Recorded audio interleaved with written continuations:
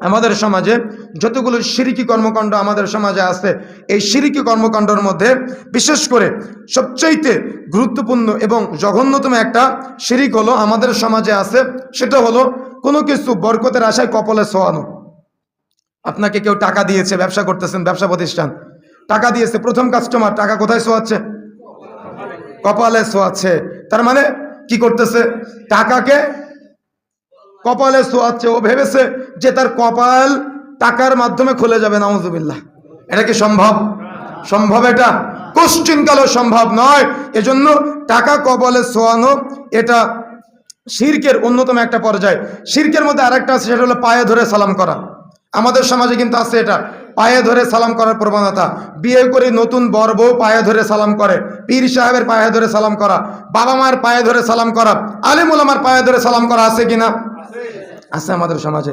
পায়ে ধরে সালাম করার সিস্টেম আল্লাহ রাব্বুল আলামিন রাসূলের মাধ্যমে স্বীকৃতি দেয় নাই, এজন্য পায়ে ধরে সালাম করা যাবে না। এখন আসেন, ইবাদতগত কিছু শিরিক আমাদের মাঝে আছে, সেটা হলো কবরমুখী হয়ে সালাত আদায় করা। অনেক জায়গায় মাজার কেন্দ্রিক কিছু সালাতের জন্য জায়গা করা হয়েছে, তার মানে মসজিদগুলা মাজার কেন্দ্রিক হয়। তার মানে পীর সাহেবের কবরের দিকে ওই ইঙ্গিত করে মূলত মসজিদগুলো টার্গেট করা হয়। ওই মসজিদগুলোতে সালাত আদায় করলে তারা অতিরিক্ত বরকতের মনে করে, অতিরিক্ত নেকির মনে করে। এটা শিরকের আওতায়।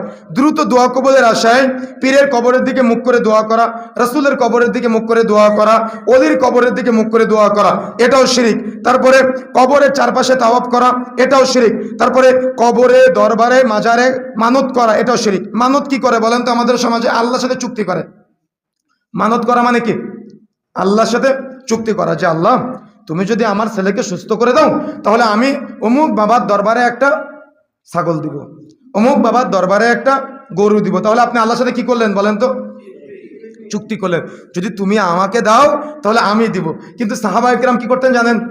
সাহাবায়ে কেরাম তার কোনো গোপন নেক আমল যেটা আছে সেটা টেনে নিয়ে আসতেন। এটা নিয়ে এসে বলতেন, আল্লাহ আমি অমুক একটা গোপন আমল করেছি, আল্লাহ যদি তুমিও আমলে সন্তুষ্ট হয়ে থাকো, তুমি আজকে আমাকে বিপদ থেকে উদ্ধার করো। সুবহানাল্লাহ। ওই যে গুহায় আটকে পড়া 3 যুবকের কথা মনে আছে আপনাদের? গুহায় আটকে পড়া 3 যুবকের মধ্যে এক যুবক বলেছিল, আল্লাহ আমি আমার চাচাতো বোনের সাথে জেনার উপক্রম, সেই মুহূর্তে আমার চাচাতো বোন আমাকে বলেছিল, আব্দুল্লাহ ইত্তাকিল্লাহ, আল্লাহর বান্দা তুমি আল্লাহকে ভয় করো। আল্লাহ যেই মুহূর্তে আমার চাচাতো বোন তোমার ভয়ের কথা বলেছিল, আল্লাহ শুধুমাত্র আমি তোমার ভয়ে আমার চাচাতো বোনের সাথে জেনায় লিপ্ত হওয়া থেকে বিরত হয়েছিলাম। আল্লাহ যদি আমি সেদিন শুধুমাত্র তোমার সন্তুষ্ট করে থাকি, আল্লাহ তুমি আজকে আমাকে বিপদ থেকে উদ্ধার করো। কি পদ্ধতি? কোনটা উত্তম? কোনটা উত্তম? গোপন আমলের বিনিময়ে আপনি আল্লাহকে বলতে পারেন যে আল্লাহ তুমি আমাকে, আমার সন্তান রোগগ্রস্ত হয়েছে, আমার সন্তান বিপদগ্রস্ত হয়েছে, আল্লাহ ব্যবসায় বরকত পাচ্ছি না, আমার অমুক গোপন আমলটা যদি তোমার কাছে কল্যাণকর মনে হয়, কবুলযোগ্য হয়, তাহলে তুমি আমাকে বিপদ থেকে উদ্ধার করে পারবেন না? পারতে হবে। তারপরে আল্লাহকে ভালোবাসার ন্যায় কোনো ব্যক্তিকে ভালোবাসা, কথা বুঝতে পেরেছেন? আল্লাহ এবং আল্লাহ রসুলকে ভালোবাসার ন্যায় কোনো ব্যক্তিকে ভালোবাসা যাবে না। শিক্ষক, মুরব্বী বা বিভিন্ন নেতাকে দেখে আনুগত্য প্রকাশ করার জন্য দাঁড়ানো, এটা শিরিক। কথা বুঝেন? এমন হয় যেমন দেখবেন আমাদের সমাজ, স্কুল, কলেজ, ভার্সিটি, মাদ্রাসাগুলোতে যখন শিক্ষক ক্লাসে প্রবেশ করে তখন কে সালাম দেয়? শিক্ষক না ছাত্ররা? দাঁড়ায় কারা? শিক্ষক না ছাত্ররা? ছাত্ররা দাঁড়িয়ে যায়। এটা চলবে না। প্রত্যেকটা স্কুলের যারা হেডমাস্টার আছেন আপনাদের নীতি বর্জন করতে হবে। যে প্রবেশ করবে তিনি সালাম দিবে এবং তার সম্মানার্থে কোনো ছাত্র উঠে দাঁড়াতে পারবে না। কোনো আলেমের সম্মানে মজলিসের শ্রোতা যারা আছে তারা উঠে দাঁড়াতে পারবে না। মনে থাকবে ইনশাআল্লাহ। কোনো ক্লাসে শিক্ষকের সম্মান দেখিয়ে ছাত্ররা সবার জন্য, অর্থাৎ শিক্ষককে সম্মান দেখিয়ে দাঁড়াতে পারবে না। এটা শিরক, এটা নিষেধ করা হয়েছে শরীয়তে।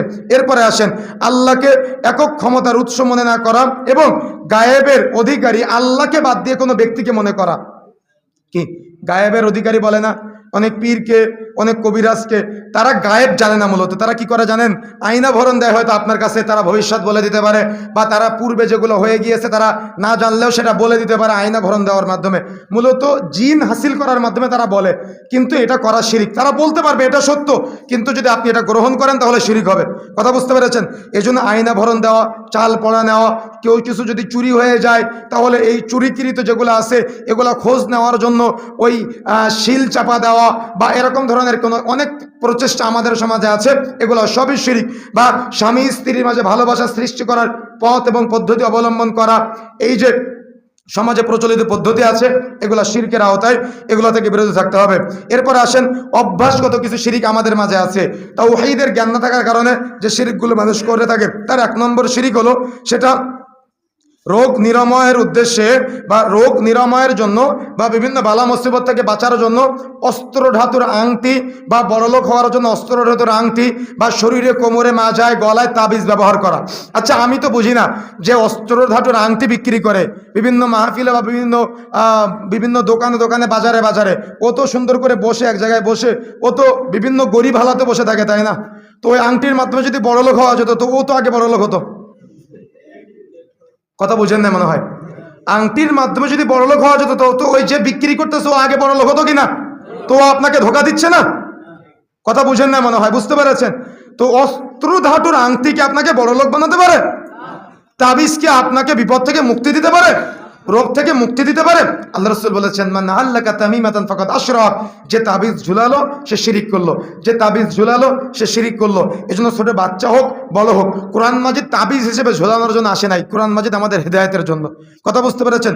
কোরআন মাজিদ আমাদের জন্য গাইডলাইন স্বরূপ। কোরআন মাজিদ তাবিজের মধ্যে পুড়ে হাতে, কোমরে, মাজায়, গলায় ঝুলিয়ে রাখার জন্য না, কোরআন মাজিদ আমাদের হেদায়েতের জন্য।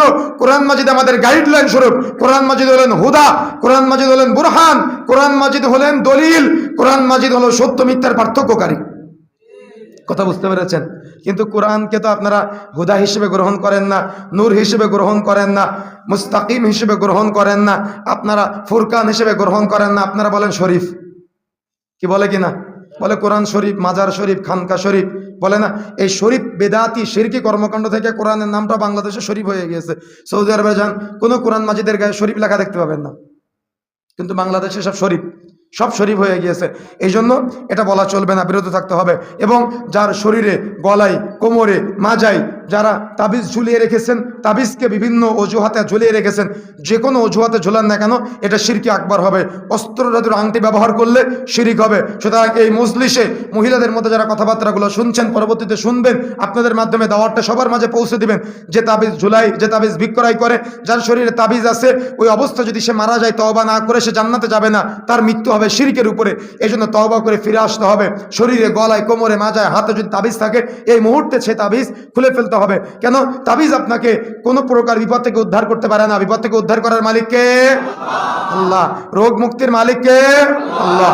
এই জন্য তাবিজ ব্যবহারে রাসূলুল্লাহ সাল্লাল্লাহু আলাইহি ওয়াসাল্লামের নিষেধাজ্ঞা আছে। এই জন্য অবশ্যই আল্লাহ রাসূলের নিষেধাজ্ঞাটা আপনাকে ফলো করতে হবে। মান আল্লাকা তামিমাতান ফাকাদ আশরাক, যে তাবিজ ঝুলালো সে শিরিক করলো। এখন আপনি হয়তো বলতে পারেন, হুজুর আপনি বলতেছেন শিরিক, কিন্তু আরেক হুজুরিও তো তাবিজ দেয়, কি তাই না? দেয় কি না? অবশ্যই দেয়। দেখেন, আমাদের দেশের হুজুরেরা বলে জর্দা খাওয়া কি মাকরুহ, মাকরুহ বলে না? আচ্ছা, হুজুরদের মধ্যে এত বিভ্রান্তি কেন? দেখেন, এজন্য আপনার জ্ঞান অর্জন করতে হবে, কোনো হুজুরের অন্ধ অনুসরণ করা যাবে না। আমার একটা কথা যদি আপনার কাছে খটকা লাগে, আপনি জিজ্ঞাসা করবেন, হুজুর আপনি যা কোরআন থেকে বললেন, হাদিস থেকে বলেন, নাকি বানিয়ে বলেন? এই যোগ্যতা আপনাকে অর্জন করতে হবে। বলতে পারবেন না? বলতে হবে আপনাকে। রাসূলুল্লাহ সাল্লাল্লাহু আলাইহি ওয়াসাল্লাম যদি মিরাজে যাতে জান্নাত জাহান্নাম ভ্রমণ করতে যায়, আল্লাহ রাসূল দেখে এক শ্রেণীর ব্যক্তিকে জাহান্নামে ডুবানো হচ্ছে আর উঠানো হচ্ছে। আল্লাহ রাসূল জিবরিলকে জিজ্ঞাসা করলেন, জিবরাইল মান হাউলাই, এরা কারা? জিবরিল, এদেরকে এখন এইভাবে শাস্তি দেওয়া হচ্ছে। আল্লাহ রাসূল বলেছিলেন, আল্লাহ রাসূলকে জিবরিল বলেছিলেন যে আল্লাহ রাসূল, এরা তারাই যারা আপনার সমাজে আলেম ওলামা ছিল, যারা দাওয়াত দিত, তাদেরকে আজকে জাহান্নামে ডুবানো হচ্ছে আর উঠানো হচ্ছে। আল্লাহ রাসূল মিরাজ থেকে ফিরে আসলেন, মেম্বারে দাঁড়িয়ে সাহাবা ইকরামকে লক্ষ্য করে বলছেন, সাহাবা ইকরাম, হুজুরকে যখন জাহান্নামে নেওয়া হবে, তখন হুজুরের অনুসারীরা হুজুরকে জিজ্ঞাসা করবে, হুজুর আপনি তো সৎ কাজের আদেশ দিয়েছিলেন, হুজুর আপনি তো অসৎ কাজের নিষেধ করেছিলেন, আজকে আপনার কেন এই অবস্থা? আপনার পায়ে কেন শিকল বাঁধা? আপনাকে কেন জাহান্নামে নেওয়া হচ্ছে? আপনার মুখ দিয়ে কেন নাড়ি ভুড়িগুলো বেরিয়ে আসতে? তখন হুজুর বলতে থাকবে, আ'মুরুনা বিল মা'রুফ ওয়া তানহাউনা আনিল মুনকার, আমি সৎ কাজের আদেশ দিয়েছিলাম, অসৎ কাজের নিষেধ করেছিলাম, আমি নিজে পালন করিনি, যে আমি জানতাম, কিন্তু আমি তোমাদের সামনে উপস্থাপন করিনি। যে তখন হুজুরের সাথে সাথে হুজুরের অনুসারীকে জাহান্নামে নিক্ষেপ করা হবে। এখন আপনি হয়তো বলতে পারেন, ভুল করেছে হুজুর, আমি তো করি নাই। তো ভুল হুজুর করেছে, আল্লাহ তো শুধুমাত্র হুজুরের জন্য কোরআন হাদিস পাঠায় নাই, আপনার জন্য পাঠিয়েছে, আপনি জ্ঞান অর্জন করেন নাই কেন? দুনিয়াতে 1 কাঠা জমি কেনার জন্য দাগ নম্বর, খতিয়ান নম্বর, পরচা নম্বর, কোথায় কি আছে সব খুঁজে বের করেন। কোন আমিন, কোন যে মাপা ঝুঁকা করে, কে ভালো মাপে, কে ভালো দলিল ঘাটাঘাটি করতে পারে, তার কাছে যেতে পারেন। আর দুনিয়ার এই ছোট্ট পৃথিবীর জন্য 1 কাঠা জমির জন্য এত কিছু করতে পারেন। যাকে সব থেকে ছোট জান্নাত দেওয়া হবে, তার জান্নাত হবে গোটা পৃথিবীর মতো। 10টা পৃথিবী একসাথে করলে যত বড় হয়, তার জান্নাত হবে এত বড়। সুবহানাল্লাহ। আপনি এত বড় জান্নাত নেবেন, তার জন্য আপনি একটু দলিল খুঁজবেন না? দলিল লাগবে না? দলিল লাগবে না? অবশ্যই দলিল লাগবে। এই জন্য বিবেচনা করতে হবে। অন্ধ অনুসরণ করেন কেন? মুকাল্লিদ হন কেন? গত কিছুদিন আগে একজন বক্তার কাছে জিজ্ঞাসা করা হয়েছে, প্রশ্ন করা হয়েছে, হুজুর, অনেক হুজুরেরা বলে নামাজে সূরা ফাতিহা পড়তে হবে, অনেকে বলে পড়তে হবে না, আমরা কি করব? তুমি বলতেছে যে আমি বলেছি সূরা ফাতিহা পড়তে হবে না, তো দলিল কি? বলতেছে দলিল আমি আনিসুর রহমান। দেখেছেন আপনারা? বলেছেন এভাবে, বলেছে দলিল কে? দলিল আমি আনিস, দলিল আপনি আনিসুর রহমান। কথা বুঝেন নাই মনে হয়। দলিল আপনি আব্দুল্লাহ, দলিল আপনি আব্দুল কুদ্দুস, দলিল আপনি আব্দুল সাত্তার, না দলিল কোরআন হাদিস। এই জন্য আজকে আমাদের যত অধঃপতন আছে, অধঃপতনের যতগুলি কারণ আছে, তার মধ্যে অন্যতম একটা কারণ হলো কোরআন হাদিসকে, এই কোরআন হাদিস থেকে সার নির্যাস গ্রহণ না করা, দলিল হিসেবে গ্রহণ না করা। এই জন্য আমাকে আপনাকে উপলব্ধি করতে হবে, ফিরে আসার চেষ্টা করতে হবে, বিবেচনা করতে হবে। যদি বিবেচনা বোধ নষ্ট হয়ে যায়, তাহলে এরকম আমার আপনার মাঝে কিছু ভ্রান্ত হুজুর, তারা তাদের দিকে ডাইভার্ট করে তাদের প্রতি আমাকে আপনাকে আসক্ত করে ফেলবে। এই জন্য তওবা করে ফিরে আসার চেষ্টা করতে হবে। এরপরে আসেন, কোনো কিছুকে শুভ বা অশুভর লক্ষণ বা কোনো কিছু কারণ মনে করা, এটাও শিরক। যেমন কেউ বাড়ি থেকে বের হচ্ছে, এটা শিরক এবং কুসংস্কার। বাড়ি থেকে বের হচ্ছে, তখন হঠাৎ করে পিছন দিক থেকে ডাক দিল, তখন বলতেছে ইস, ডাকটা দিলে এটা একটা আমার বাধা পড়ে গেল, বলে কি না? বলে না? দেখবেন ট্রাক যাচ্ছে রাস্তা দিয়ে, ট্রাকের নিচে জুতা ঝোলানো আছে। কেন? কেন ঝোলানো? কিসের জন্য ঝোলানো বলেন তো? যাতে করে অ্যাক্সিডেন্ট না হয়। মাজারে যাচ্ছে, মাজারের পাশ দিয়ে যাচ্ছে, যাওয়ার সময় বিশাল বিট, মাজারের সামনে দেখবেন বিট থাকে, বিট বুঝেন তো আপনারা? স্পিড ব্রেকার থাকে। তো মাজারের সামনে বিট কেন? যাতে করে ওখানে দাঁড়িয়ে 5 টাকা দিতে পারে, 10 টাকা দিতে পারে। ড্রাইভারেরও ধারণা এমনটা, যদি আমি এই পীর সাহেব ওসিলা করে 10 টাকা দান করে আমার গাড়ি অ্যাক্সিডেন্ট হবে না।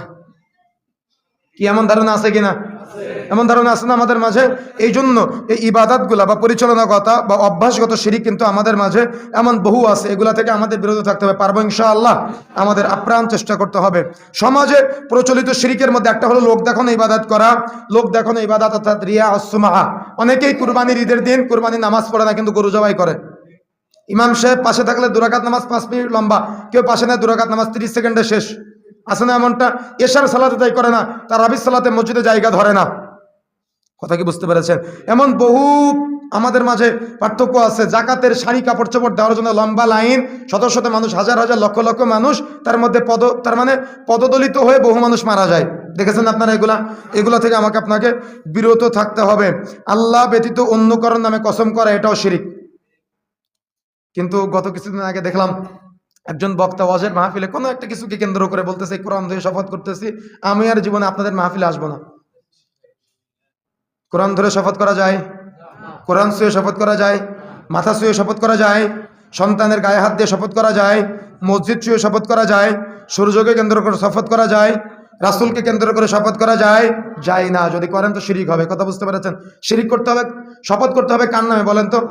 আল্লাহর নামে। আল্লাহে, আল্লাহর কসম, আল্লাহর কসম ব্যতীত কোরআনের কসম, সন্তানের কসম, চোখের কসম, মাথার কসম, স্ত্রীর কসম, মায়ের কসম বা জাগতিক বিষয়ের কোনো আল্লাহর সৃষ্টিকুলের কোনো কিছুর কসম, এটা আল্লাহর জন্য প্রযোজ্য, এটা আমাদের জন্য প্রযোজ্য না। যদি আপনি করেন তো কি হবে বলেন তো? শিরিক হবে। তাহলে কসম করতে হবে কার? আল্লাহ রাসূল বলেছেন, যে বেশি বেশি কসম করে সে বেশি বেশি মিথ্যা বলে। তোমরা মনে রাখবা। আমাদের সমাজে দেখবেন যারা কিছু মানুষ আছে অতি উৎসাহী হয়ে বারবার কসম করে। আপনাকে কসম করতে কে বলেছে? কিছু কিছু মাছ ব্যবসায়ী আছে, দেখবেন মাছ কিনতে যাবেন, বলতেছে যে এই মাছটা আমি রুই মাছটা কিনেছি বাজার থেকে, হাট থেকে 320 টাকা দিয়ে, কিন্তু আপনাকে ভালোবাসি তাই 300 টাকা দিয়ে দিলাম। আল্লাহর কসম। কি বলে কি না? বলে না? আর কসম করতে কে বলেছে আপনাকে? কেন আপনি মিথ্যা কসম করলেন? কথা কি বুঝতে পেরেছেন আমার? কেন আপনি মিথ্যা কসম করে ব্যবসাকে হারামে পরিণত করলেন? এই জন্য এগুলা থেকে বিরত থাকার চেষ্টা করতে হবে। পারবো ইনশাআল্লাহ? চেষ্টা করতে হবে। এই শিরকের মূল থিমগুলো আমি আপনাদেরকে ধরিয়ে দিলাম, এগুলো থেকে আমাকে আপনাকে বের হয়ে আসার চেষ্টা করতে হবে। যদি আপনি তাওহীদের জ্ঞান অর্জন করেন, তাহলে আপনার মাঝে শিরক বোঝা সহজ হবে। আর যদি তাওহীদের জ্ঞান না থাকে, তাহলে